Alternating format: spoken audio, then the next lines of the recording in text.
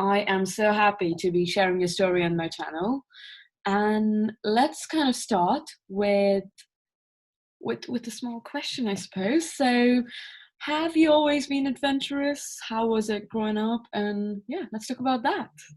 Okay, so I guess I have. So I started playing tennis from the age of 10. My dad decided that me and my brothers were going to get into tennis, and we started playing quite intensely straight away, really.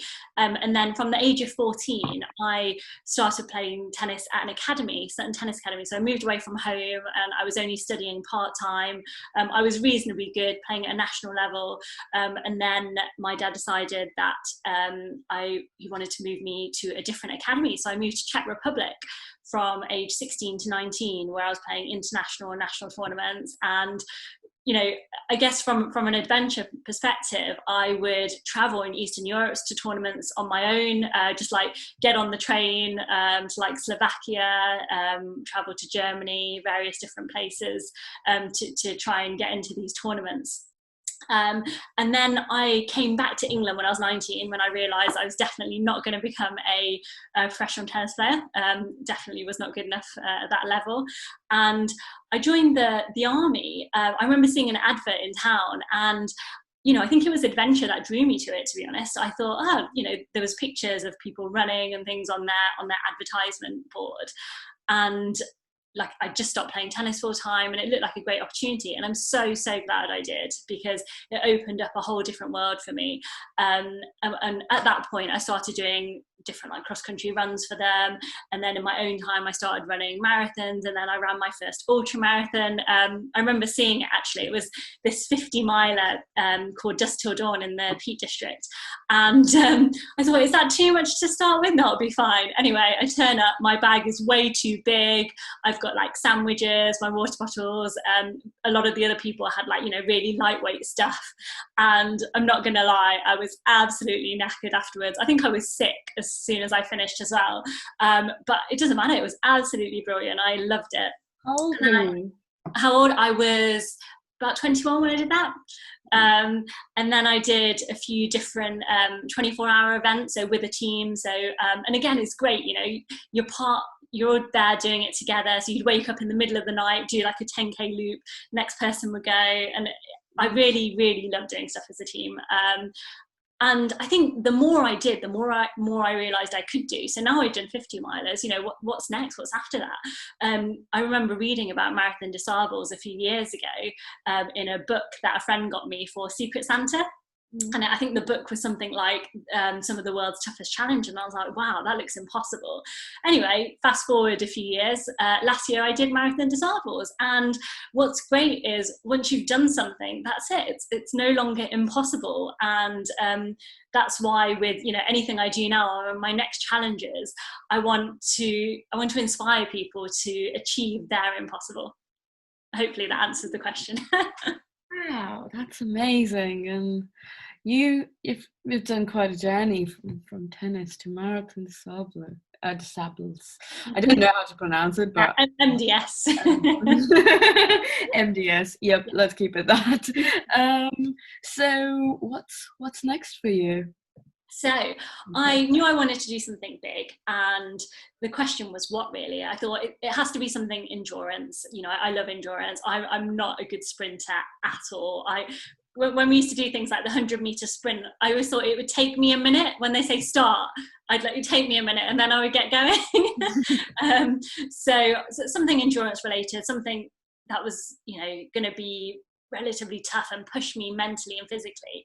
And it was actually my old boss who first mentioned Antarctica when I was speaking to him about what I might want to do. This is about 4 years ago now, and I think it was just there in the background. And I was reading about like Lewis Rudd, who'd done his like amazing journey across Antarctica, and then I started looking into it, and I literally started at Google, like what do I know about Antarctica and polar journeys? Really nothing at all. So I'm literally on Google looking at what journey can you do, how do you do it? Do you do it on skis? Do you run it? Like what's possible? And as you do, the more you look into it, the more you learn. So then I booked myself on a polar training course, which kind of went through the baseline of how you would survive, what kit you would need, how you'd plan a journey like that. And that was 2 weeks in Finse, Norway. I've spent more time with Lewis Rudd, who's gone to like training points with me, and decided, okay, this is what I'm going to do. I'm going to do a crossing, a solo unsupported crossing of Antarctica. And like I said, the more I look into it, the more I realize it is achievable. Like, yes, it will be difficult. It requires a lot of training. You know, I need a lot of funding as well.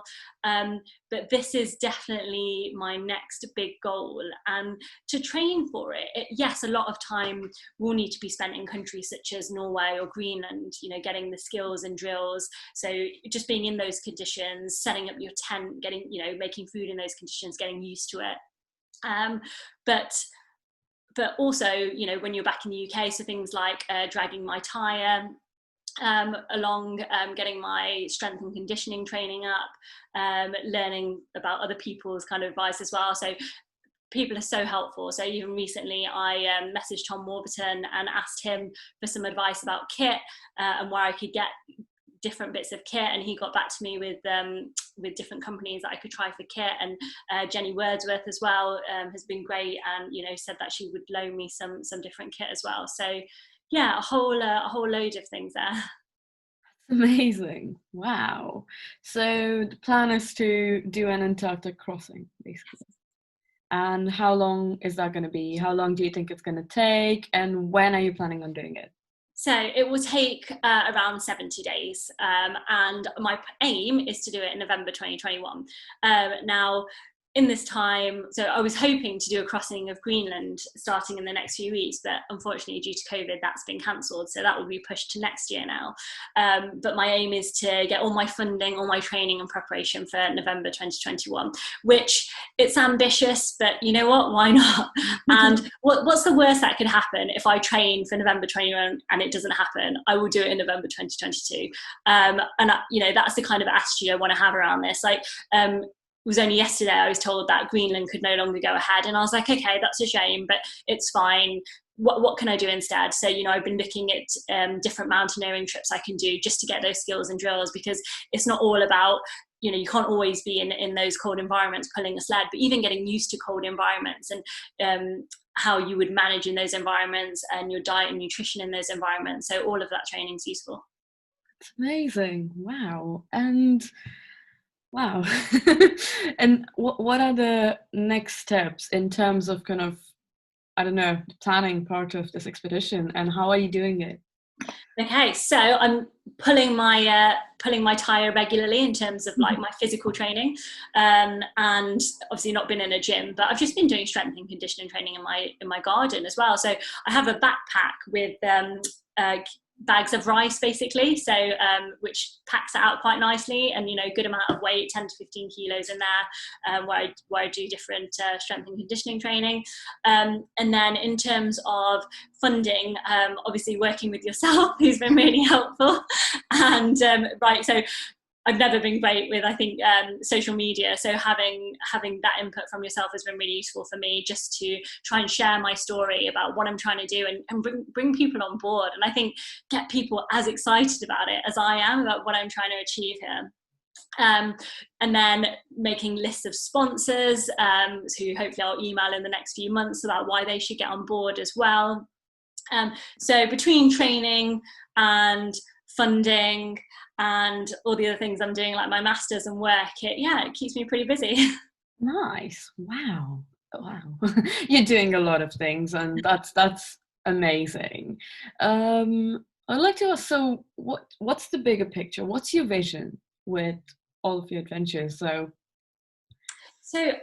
for me, my vision is just to show that you can achieve anything regardless of where you started. So for example, yes, Antarctica, this is, you know, it's a very ambitious thing for me now, but you know, it wasn't always one of my biggest achievements still is graduating and doing my physio degree, because I'd come back from Czech Republic where I was playing tennis full time with no A levels, minimal GCSEs, and you know, I came back and I did that, and I did it on my own, and I'm still really, really proud of that. And I think what I want to show to people, my vision is that it doesn't matter, you know, what it is, what that goal of yours is, but it is achievable, you know, however hard or difficult it seems. Like if you, yeah, if you work hard and disciplined, you can achieve it.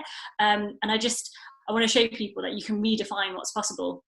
You know, a few years ago, I wouldn't have thought of doing Marathon Des Sables or even planning this journey across Antarctica.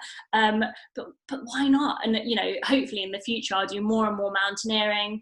One of the potential expeditions I might be doing is up one of the 8,000 meter peaks in Nepal.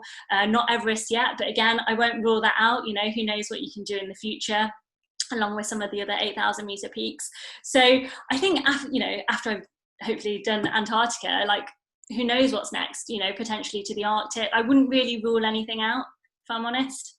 Yeah, that makes sense. And you have a really great vision of kind of redefining what's possible. I would love to know, how do you plan on sharing this message? Okay, so well, hopefully one of the ways will be through social media, to share kind of my aims and my values, just to bring other people on board. But also I'll be going into schools hopefully by the end of next year, and, you know, following on from that, really just to speak to young people and hopefully inspire them as well and show them my vision. Talking from my experience, I went to three high schools just because I moved through my tennis, but I can't really remember having somebody come in and speak about their adventures, and I think personally I would have loved that. So yeah, like 100%, I just want to, you know, go and reach as many people as possible. And if you're watching this and you've got any ideas, please let me know, because I'm always keen to hear about other people's ideas. And, you know, I think that you can always learn. I'm always learning from everybody, really. Everybody has so many different experiences. So, you know, I'd absolutely love to hear from everyone. Awesome. So you've got a great vision. You've got quite a few challenges lined up, and you are doing amazing with everything that you do. I would love to know, and I'm sure a lot of people not watching right now, but will watch later, would love to know that, who do you look up to? Who are kind of your role models? It's a good question. I would say my biggest role model has been my granddad. So my granddad was born in India, in Uttar Pradesh, in the north of India, and he moved. So he used to come to England regularly to see us, but he actually moved to England permanently when I was born, and he basically raised me. And my granddad, I always used to tell people he looked like the Indian Santa Claus. So he's got these bright blue crystal eyes, and, you know, since I've known him, like white hair, white beard, and he's just probably the strongest figure I had in my life. So I would say he's my role model. So he passed away quite a few years ago now, but hopefully he is looking down on me from somewhere, and hopefully I'll continue to make him proud. Oh, that's amazing. I mean, yeah, having a family member as a role model and someone who has set an example for you, that is really Yeah. cool. Yeah, like I said, he's probably the strongest figure.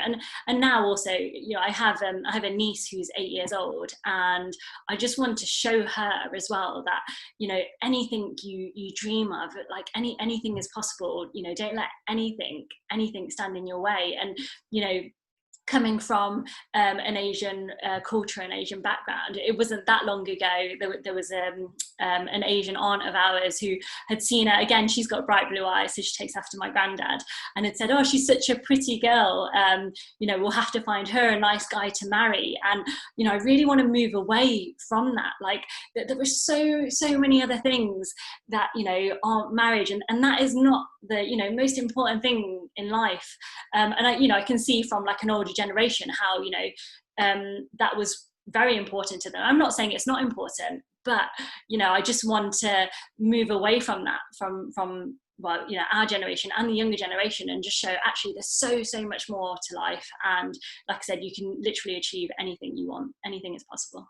That's amazing. And it gives me an impression that your family has always been supportive with your dreams. Is that true? So because I moved away quite young, I think I've always been quite independent and probably quite stubborn as well. So to be honest, I got very used to not asking anyone. I came back when I came back to England. I just joined the army. I didn't ask anyone. I told them afterwards, and not everyone was happy about it. But I think also again that's education and understanding. So I think actually it could look quite scary that the daughter's gone to join the army, so it's just that education piece. And I've always been quite strong-willed, like this is what I'm going to do, and then I've always told them afterwards. So I think they're now just quite used to me saying very random things to them, be like, by the way, I'm going to go do this, I'm going to go across Antarctica, okay. I'm going to go run across the desert, okay. But that's what I want it to be the new kind of normal. Like, why can't it be the new kind of normal? And then actually when somebody decides they want to do it, people won't be like, oh wow, that sounds crazy. Why is it crazy? Yeah, definitely.